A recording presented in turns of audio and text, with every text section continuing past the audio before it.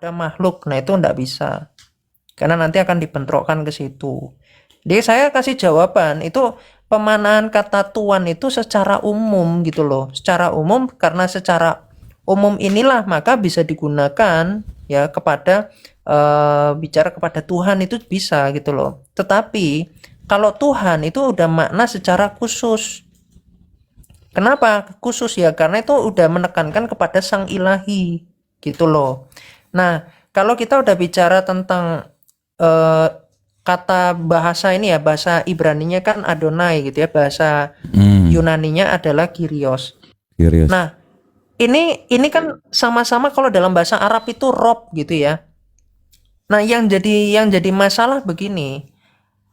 Ketika saya tanyakan, apakah hanya Sang Bapa yang YHWH? Dia bilangnya iya. Iya. Sedangkan YHWH itu kan bicara tentang sifat yang ada dan berdaulat. Atau bukan Betul. makhluk, sebenarnya bukan ciptaan. Arti dari YHWH itu bukan ciptaan. Gitu ya. Nah, ketika dia bilang hanya Sang Bapa yang bukan yang hanya Sang Bapa yang YHWH, artinya hanya Sang Bapa yang bukan ciptaan, berarti Sang Anak dan Sang Roh Kudus kan dia bilangnya bukan YHWH. Itu rekamannya ada ya di Kiamat 9. Betul. Silakan didengar. Dia fix, dia bilang Anak dan Roh Kudus bukan YHWH. Modar kon. Makanya saya bilang udah nggak usah diklarifikasi, selesai. Iya, itu Berarti yang saya ciptaan dengar gitu juga. kan. Benar, Iya. karena berbeda kan, artinya bertentangan dengan 1 Yohanes 4 ayat 3 ya, bahwa Yesus bukan berasal dari Allah dong. Dengan hal seperti itu. Kan yang dimaksudkannya bukan Ya, YHWH. makanya saya kira makanya berarti omong kosong dong mengatakan firman itu adalah Allah ya. Bahkan tadi yang kocaknya lagi gini. Dia bilang YHWH itu punya banyak nama. Astaga, Yahweh ini nama kok nama punya nama lagi, ini gimana sih? Ya kan punya Aneh gitu. 99 nama Penjelasannya gitu. itu Islam kalau itu. Nama punya nama ya. Itu tadi masih bentar loh bro. Itu kalau bertahan lama sama saya itu bisa dibubur ini, bubur asem itu. Enak sih Ya. Terus karena Kiamat fokus ya. Jadi memang harus seperti itu dengan Edis. Kadang digiring kan, kayak si Justin semalam tuh kan kita lihat Justin tuh mau digiring, diketawain gitu kan. Nah, kalau dengan Bro Kiamat tadi nggak boleh lari. Kunci dia di situ. Jadi dia terpaku. ya, makanya Iya, dia bilang betul. begini. Dia bilang kita nggak tahu tentang hal-hal kosmik. Lah kok Anda buat teologi sendiri kan saya begituin. Kalau Anda mengatakan nggak tahu hal yang kosmik, kok Anda bisa ngomong ada hierarki ya pada diri Allah ya. Kemudian ada yang bukan YHWH. Itu apa kalau bukan bahas tentang hal yang kosmik itu? Betul. Kan begitu. Nah, Dia membantah argumennya sendiri kan, artinya bahwa dia ngomong tapi dia nggak mau ngomong. Nah, ini yang mana yang benar? Standar-standarnya, standar Edis itu kan memang seperti itu. Ketika waktu ku debat dengan dia juga dibilang bahwa ada kesetaraan, ada ketidaksetaraan. Jadi yang mana gitu? Jadi dia bermain dengan standar ganda gitu. Itu yang jadi masalah. ya. Lanjut, Bro. Nah, tadi masih belum saya inikan lagi ya, karena ya waktunya cuman sangat-sangat singkat, tiba-tiba saya di-kick nggak jelas gitu loh. Padahal saya kira sebelum-sebelumnya nggak pernah kayak begitu, tapi kok sama saya kayak seakan wah bahaya ini kiamat ini. Kayak langsung di-kick gitu loh, langsung ngomong SSY ini kan kocak ya. Padahal dia ketika digituin dia nyetan-nyetanin orang loh. Dia ketika digituin dia Betul. nyetan-nyetanin orang, tapi dia kayak begitu ke saya berarti dia udah jadi setan dong. Kan Betul kocak. itu. Jadi Gitu loh. dia bilang bahwa kalau naik ke dia tuh dia nggak pernah nge-kick. Tapi kenapa Bro di-kick ya? Apakah ingin mencoba sekali lagi gitu, Bro?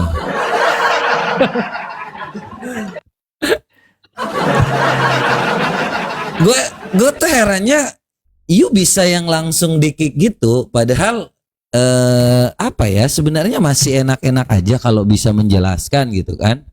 Kenapa harus merasa ditekan gitu. Padahal kalau denganku sebenarnya dia mau terima-terima aja sih. Nah, kenapa dengan Bro Kiamat nggak mau gitu? Itu yang. Tapi apakah benar si Bro Kiamat ini saksi Yehova? Astaga, ini fitnah yang sangat-sangat kecil. Tadi kan dia menuduh Bro kan saksi Yehova. Makanya saya tanya dulu ketika mungkin ada yang tadi dalam story Bro itu mungkin bisa dijelaskan supaya Bro bisa ngasih tahu ke teman-teman bahwa bukan saksi Yehova gitu. Ayat berapa tadi tuh yang agak-agak sedikit tipis-tipis tuh di kitab saksi Yehova. Terus pernyataannya mirip banget dengan Yehua ini, saksi Yehova ini dengan Edis gitu. Itu udah tafsiran.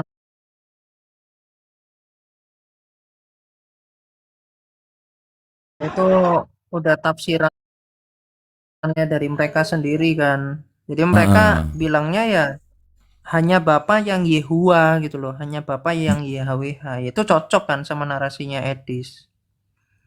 Jadi Iya, walaupun mungkin gini ya, hatinya itu SSY, tetapi tidak bergereja di SSY.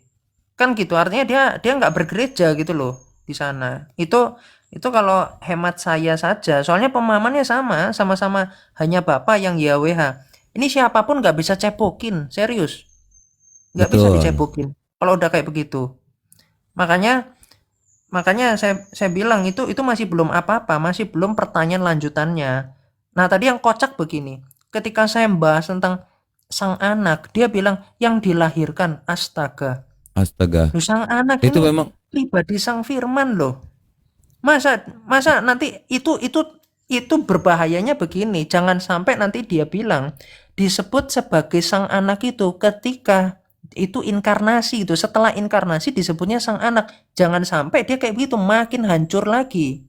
Terus yang kedua, ya yang ketiga. mhm. Yang ketiga gini, dia mau menghierarkikan antara bapak dengan anak itu nggak jelas loh tendensinya. Yang pertama dia kalau membahas tentang Kristus karena Kristus ini mengikuti kehendak dari Sang Bapa. Kalau pada gereja timur ya itu bicara tentang kehendak itu bersumber dari Sang Bapa, tetapi itu bicara tentang tidak ada tiga sumber kehendak. Ya nanti membahas Ya tentang satu prinsip kehendak. kausalitas gitu ya. Prinsip kausalitas dan karena kehendak itu proper to usia ya atau Hmm. berdasarkan usia. Jadi kalau usianya itu satu ya maka satu kehendak ya makanya Sang Bapa, Sang Anak, Sang Roh Kudus itu satu kehendak. Nah, kehendak Sang Anak dan Sang Roh Kudus itu yang bersumber dari Sang Bapa gitu loh. Makanya satu Hmm. kehendak bukan artinya semacam tiga dewa yang masing-masing bersumber kehendak. Nah, tadi saya tanya, masing-masing memiliki kehendak atau tidak gitu sebagai sumber kehendak atau tidak. Nah, itu Hmm. jawabannya ambigu, tapi kapan hari ditanya sama siapa ya? Sama Malikil. Dia bilangnya iya. Jadi macam tiga dewa itu. Makanya dia sempat bilang tentang politeisme. Gitu ya, najis Betul. guys. SS itu najis, ajaran setan itu. Jadi nggak usah difitnahkan ke saya. Kamu baca buku saya itu, saya udah nulis 6 ebook ya. Kamu bisa download, cari di situ. Yang letak sesatnya di mana coba. Kalau bisa hebat banget. Di situ referensi-referensinya ngeri-ngeri itu tulisan patristik. Ya kamu kalau otak kamu sampai ya kamu bantah aja tak tunggu. Itu ya. Jadi Iya, siapapun yang mau cebokin, ayo debat sama saya. Kita jadwal aja lah. Itu. Nah, terus iya. gini, Bro. Hmm. Saya tadi masih belum saya tanyakan ya. Mhm. Kristus Yesus ya Mesias itu pribadi manusia atau tidak? Ya itu barangkali nanti kalau diskusi silakan ditanyakan itu pasti bingung itu.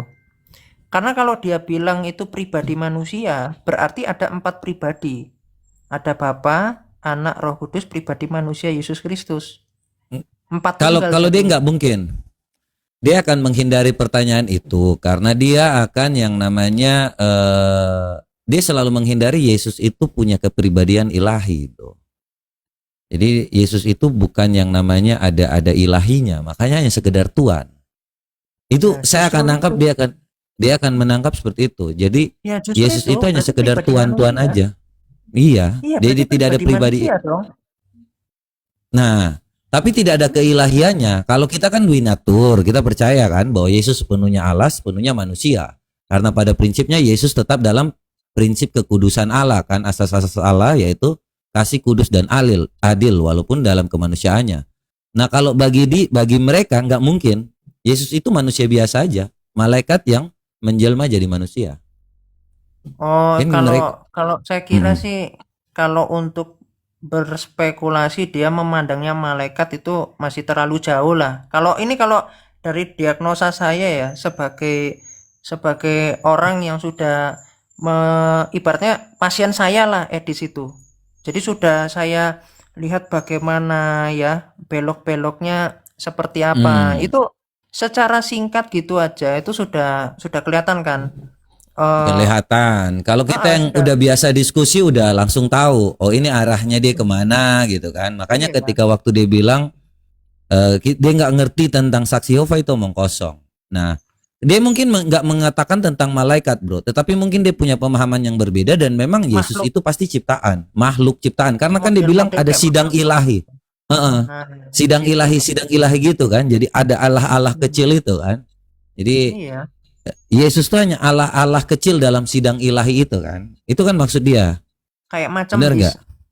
arahnya kan waktu itu kan bahas tentang ini ya, tentang Kristus gitu kan. Firman itu adalah Allah. Loh, tiba-tiba kok malah bahasnya ke Mazmur 82. Ini nyambungnya kemana coba? Iya, karena Itu dia yang aneh. sidang ilahi itu kan. Sama seperti si Iya. Sofiatul juga arahnya. Kejadian 1:26. Sidang ilahi juga. Bro, ini ada Kiai Jackson Depores. Halo?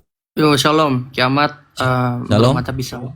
Tadi aku Ya. juga join ya ke live-nya beliau ya, tapi jawabannya memang tidak konsisten. Tadi beliau itu menyatakan kepada saya bahwa Yesus itu memang Allah, katanya begitu. Nah, tapi yang dia titik beratkan itu dia membedakan Allah dan YHWH itu sendiri. Makanya tadi kan pertanyaan terakhir itu kan beliau nggak jawab ya. Dia mengatakan, oke ini pertanyaan saya hutang. Nanti kalau di segmen berikutnya nanti saya akan menjawab pertanyaan kamu. Pertanyaannya itu apakah juru selamat itu YHWH? Nah, tetapi tadi dari jawabannya dia berpikir bahwa juru selamat itu diletakkan kepada kemanusiaan Kristus. Yang aku tangkap seperti itu. Sejauh perdiskusian tadi. Makanya jawabannya nggak konsisten. Kadang dia menyatakan bahwa Yesus itu Allah. Bahkan tadi aku tanya ya, apakah kualitasnya Sang Sabda ini, hologos ini ketika menjadi manusia, itu lebih rendah daripada Bapa? Dia bilang enggak. Sama saja kualitas ilahinya. Jadi gini bro, saya paham kenapa dia bilang Allah. Dia memakai memang dasarnya Allah-Allah kecil, tetapi bukan Yehuwa. Ngerti nggak? Jadi Yehuwa itu punya bawahan Allah-Allah kecil itu. Kalau pemahaman terhadap mereka itu, pasti mereka akan berpikir gitu. Banyak Allah di dunia ini, tetapi hanya satu pemimpinnya, Yehuwa. Itu. Makanya dibilang Yesus itu Allah. Begitu. Itu yang ku dapat kalau seandainya debatnya dengan dia, makanya pertanyaan bro, apakah Yehuwa itu adalah Yesus itu adalah Yehuwa? Tentu tidak, tetapi dia mengatakan Allah kan, karena memang ada Allah kecil. Kalau kita baca dalam Jehovah Witness, memang ada Allah, ada Yehuwa. Jadi nggak heran saya kalau mereka tetap mengatakan Yehuwa ya tetap Yehuwa, Allah ya makhluk ilahi itu. Itu, silakan. Ada yang lain mau ditambahkan? Ya, aku tuh berpikir seperti itu dari penjelasan beliau ya. Karena memang kalau dia sampai menyatakan teman-teman bahwa juru selamat itu bukan YHWH, itu akan tabrakan dengan Yesaya 43:11 kan. Di situ kan dikatakan bahwa akulah Tuhan, T huruf besar, U huruf besar, dan sampai di N itu kan huruf besar. Kalau kita lihat dalam Bible Hub itu kan YHWH ya. Dan tidak ada juru selamat selain daripadaku. Berarti kan bertentangan dengan kitabnya Yesaya. Dan kalau aku perhatikan ya teman-teman ya, Bang Edi sini mungkin berpikir bahwa YHWH itu bukan nama begitu. Jadi YHWH ini adalah sebuah istilah yang diletakkan kepada pribadi Sang Bapa saja gitu loh. Jadi firmannya bahkan rohnya itu bukan YHWH. Aku nangkapnya begitu. Nah, tapi tadi ketika aku pertanyakan, ketika hologos tadi itu berinkarnasi menjadi manusia, apakah dalam tataran ontologinya dia memiliki kualitas ilahi yang sudah lebih rendah daripada Bapa? Dia mengatakan masih sama. Jadi bingung kok. Gimana Bro Kiamat? Ada tanggapan? Iya, jadi hadis bedanya ontologi sama ekonomi aja nggak ngerti. Terus narasinya berubah-berubah. Ini makanya saya kira nggak ada yang bisa cebokin itu sih. Yang Kristus dan Roh Kudus bukan YHWH. Jadi kalau YHWH itu nggak sekedar diletakkan lagi, YHWH itu dianggapnya itu sebagai pribadi Sang Bapa.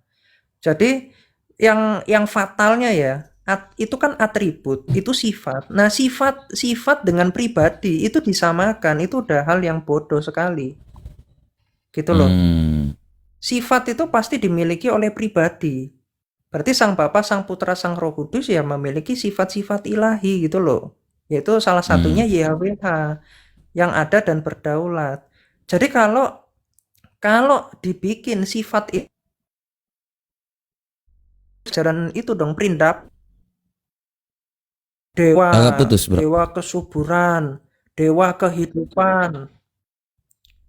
Jadi kalau sifat itu disamakan dengan keajaran perindapan, dewa kesuburan, dewa kekayaan, dewa kecerdasan, dewa kesehatan. Jadi macam kayak begitu.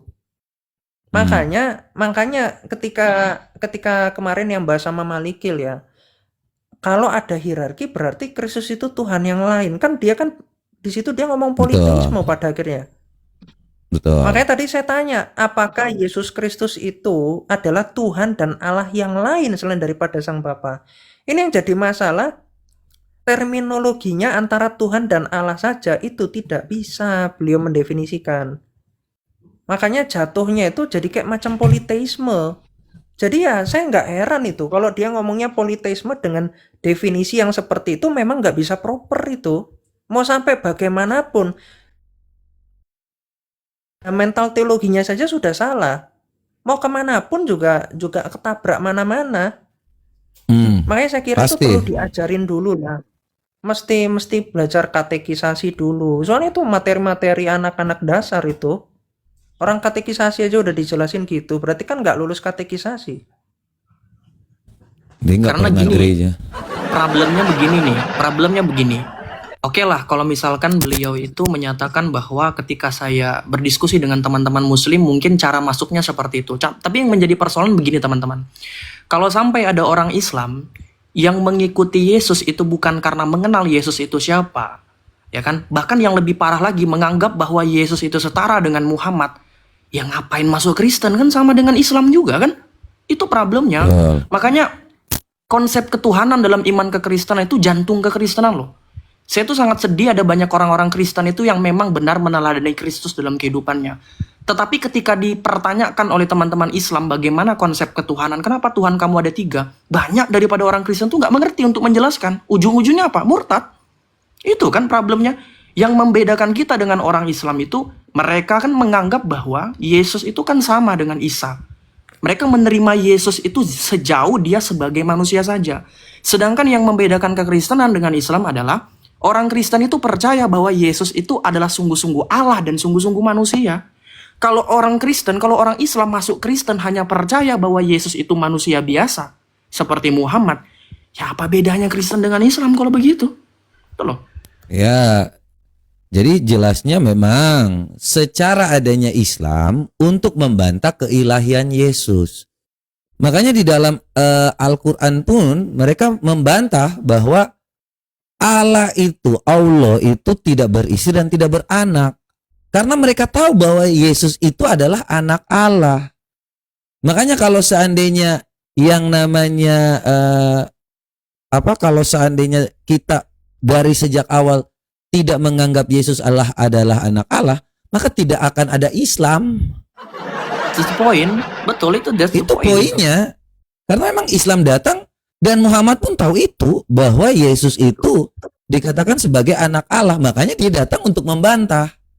Nah, di situ poinnya. Kan Islam kan dikatakan sebagai agama yang sempurna karena ada yang mengatakan Yesus adalah anak Allah.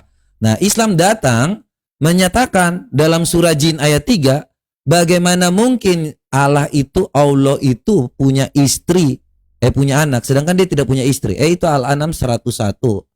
Ya, kalau surah Jin ayat 3 tuh Allah tidak beristri dan tidak beranak. Begitu. Jadi memang Islam datang untuk membantah kekristenan soal hal itu.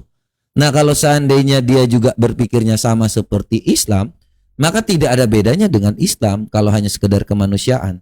Tetapi memang Edis punya banyak standar standar ganda lah ya. Ya, karena memang dibilang setara tidak setara, setara tidak setara. Jadi kayak Yehuwa ini adalah Zeus lah. Kemudian ada di bawahnya Poseidon, ada yang namanya Plato, apalah segala macam dewa-dewa Yunani gitu. Jadi lebih kepada pemimpin para dewa dan ada para dewa-dewa yang lain, ada Atlas, ada ini, ada itu, gitu sih. Itu yang kutangkap. Jadi karena dia menganggap bahwa Allah itu bukan kasih, ya, tetapi dengan hierarkinya. Ada lagi Bro Kiamat mungkin yang mau disampaikan? Iya, itu tadi ini ya, kalau nanti teman-teman naik lagi, tinggal ditanya lagi aja, Kristus itu pribadi manusia atau tidak. Itu soalnya warna-warnanya gini, warna-warnanya itu arahnya sudah subordinat, karena ada hierarki ya. Terus kemudian pada Betul. model Kristus,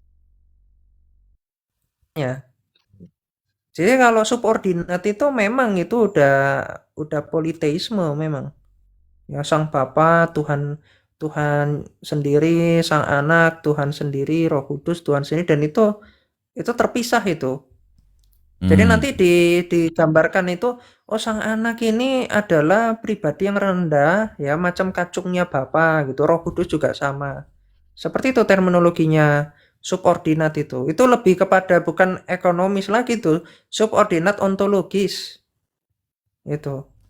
Tapi Artinya Allah nanti itu bukan posisinya kasih itu sejak semula dong. Karena sudah ada langsung ada hierarkinya. Bagaimana dia punya kasih kalau seandainya tidak ada anaknya gitu kan. Jadi memang kita berbeda jadi dengan mereka.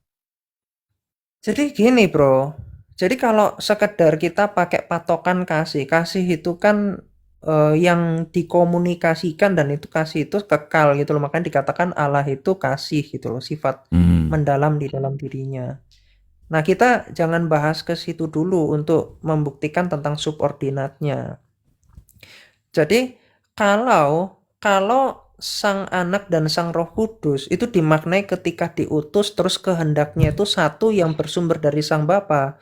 Berarti keunikan hipostasi Sang Bapa itu sebagai Sang Sumber, ya, Sang Sumber kehendak, ya, termasuk keilahian yang dimiliki oleh Sang Anak dan Sang Roh Kudus itu yang bersumber dari Sang Bapa. Bukan ada 3 sumber keilahian gitu. Makanya Bukan ada dikatakan 3 oleh kuasa lah, 3 kehendak tidak ada iya. dong. Karena Nah, mereka itu satu makanya. kehendak berasal sumbernya dari Bapa kan. 1 Betul, Korintus betul. 8 ayat 6.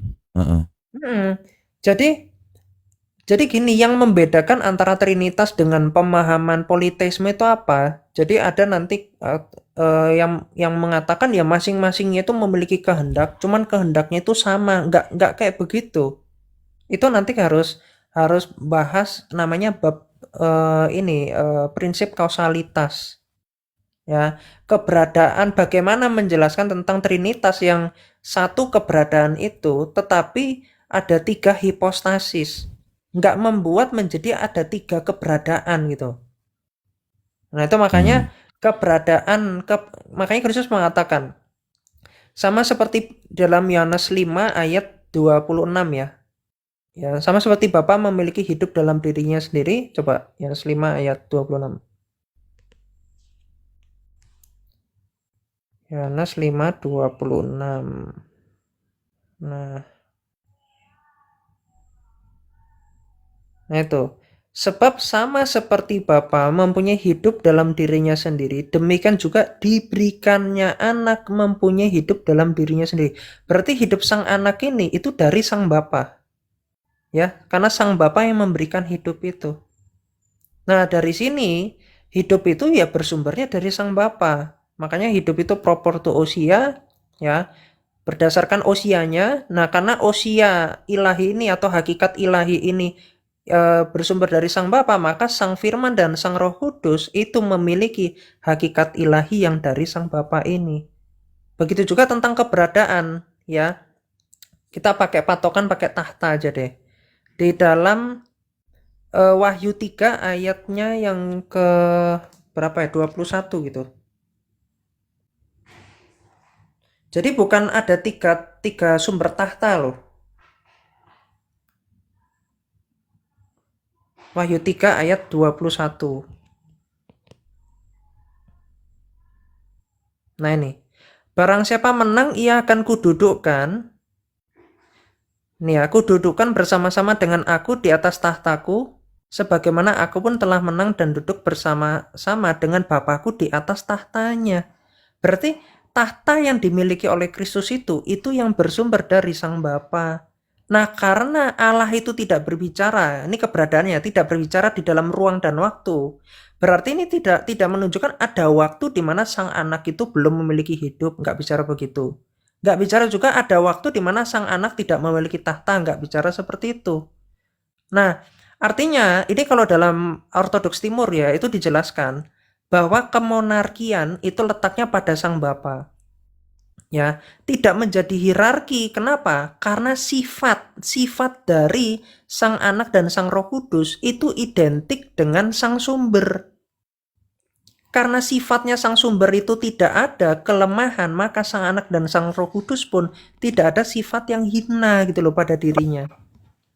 Gitu. Jadi nggak bisa dibilang, oh terhierarki loh. Di dalam diri Allah nggak ada hierarki-hierarkian. Termasuk juga ketika ada yang bilang, Kristus itu dalam kemanusiaannya itu lebih rendah daripada Bapa loh. Kemanusiaan Kristus itu kan bukan pribadi. Pribadinya kan Sang Firman. Nah, sama seperti orang kaya ketika datang kepada orang miskin, hidup bersama-sama dengan orang miskin dan mengambil kehinaan, ya, hidup bersama orang miskin itu, apakah kekayaannya dia itu menjadi terhierarki? Kan tidak. Pribadinya tetap Sang Maha Kaya. Tetapi kerendahan hatinya itulah yang menjadi teladan untuk kita. Bukan malah kita bilang, oh karena dia mengambil kehinaan berarti dia ini sedikit hina gitu. Agak kurang 1%. Ini kan kurang ajar orang-orang yang ngajari hierarki-hierarki itu. Itu Betul. yang saya kira mesti dioprek dulu ya cara berpikirnya. Analogi sesimpel itu. Ini makanya jangan belajar itu di luar gereja. Kalau belajar Alkitab itu baca-baca sendiri, tafsir-tafsir sendiri, tidak ada literatur tapi bikin literatur sendiri, yaitu standar definisinya saja itu udah lawak-lawak. Gitu ngatain STT. Itu kalau masuk di STT dibilang Anak dan Roh Kudus bukan Yahweh, udah langsung ditendang itu, keluar kamu dari kelas. Udah gitu mau ngajari dosennya lagi. Itu mau sekolah dimanapun, sekolah teologi manapun coba. Kalau ada dosen teologi itu pasti tuh ditampol itu. Ngasih tugas akhir langsung nggak dilulusin kalau kayak begitu mah. Boro-boro Ya masuk Kak, semester akhir. Lulus semester 1 aja udah langsung disuruh ngulang terus itu kalau kayak begitu definisinya. Jadi karena memang dia sangat-sangat nggak kenal memalukan itu. itu. Iya, dia nggak kenal itu masalahnya, bro. Dia punya standar pemahaman dia sendiri. Itu yang jadi masalah dalam hal mereka ini. Karena belajar sendiri kan, dia, Silani, pasti kan mereka hanya belajar eh, Bible edisi studi, Alkitab edisi studi itu. Mereka berdua baca yang sama masalahnya, Bible edisi studi, kemudian mulai menafsirkan sendiri. Makanya muncullah ajaran edistarian ini. Gitu teman-teman, ya. Dia juga mengambil sumber dari yang namanya Saksi Yehova, karena Saksi Yehova itu kan tergabung karena berpikir sendiri. Akhirnya mereka berpendapat bahwa ngapain sih kita mikir susah-susah, udah Yesus itu hanya Tuhan aja, biasa aja. Padahal tidak seperti itu ajaran gereja, ya. Sejak semula itu Tritunggal itu jelas tentang kesetaraan antara Bapa, Putra, dan Roh Kudus, ya. Silakan, mungkin ada ini Jackson De Forest. Iya, makanya dia itu nggak bisa membedakan apa itu monarki dan apa itu hierarki ya. Jadi begini loh, Kan aku mendengarkan sedikit perdiskusiannya Bang Edis itu dengan siapa namanya, Justin ya, yang menyatakan bahwa wah, Tritunggalnya gereja timur dengan gereja barat itu berbeda. Sebenarnya tuh sama, cuman cara menjelaskannya berbeda. Jadi kalau gereja timur itu letak keesaan itu pada hipostasis Sang Bapa, betul ya? Nah, kalau gereja barat itu letak keesaannya pada substansinya Allah Tritunggal tadi. Nah, tetapi kita tidak pernah membantah bahwa Keliru, bro. monarkinya itu dari Sang Bapa, betul nggak? Dari Keliru, bro. Ortodoks. Betul ya? Keliru. Kalau di Ortodoks Timur itu seperti yang dijelaskan sama Jana Suci Athanasius. Ya, dalam diskursnya yang kedua itu dijelaskan ya, itu sama yang Arian itu sama si Arius dibilang Allah yang Esa itu Sang Bapa. Nah, sedangkan keesaan dari Sang Bapa ini melalui hakikatnya ini dimiliki oleh Sang Firman dan Sang Roh Kudus.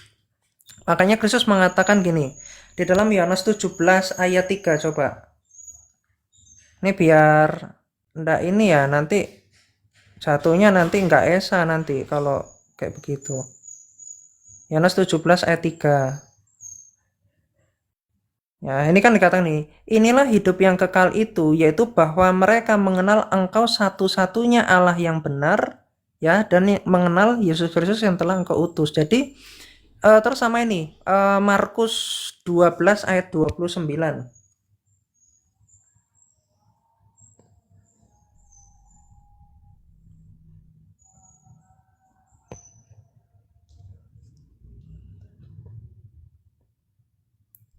Itu ya. Dengar hai orang Israel, Tuhan Allah kita, Tuhan itu Esa. Jadi Kristus ini berbicara tentang Sang Bapa. Ya, Tuhan Allah kita, Tuhan itu Esa. Ya, makanya Kristus mengatakan Allahku Allahmu, ya Bapakku Bapamu di dalam Yohanes 20 ayat 17. Ya.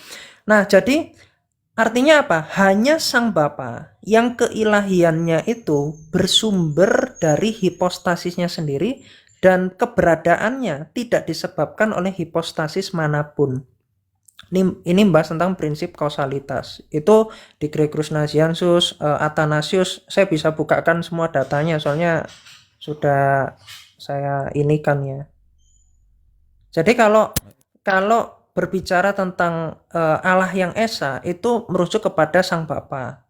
Sedangkan Sang Anak dan Sang Roh Kudus dikatakan Allah sejati dan Tuhan sejati itu menurut kodrat. Karena Sang Anak itu diperanakan sebelum segala zaman, ya, Amsal 8 ayat 24, dan Sang Roh Kudus itu yang dihembuskan sebelum segala zaman.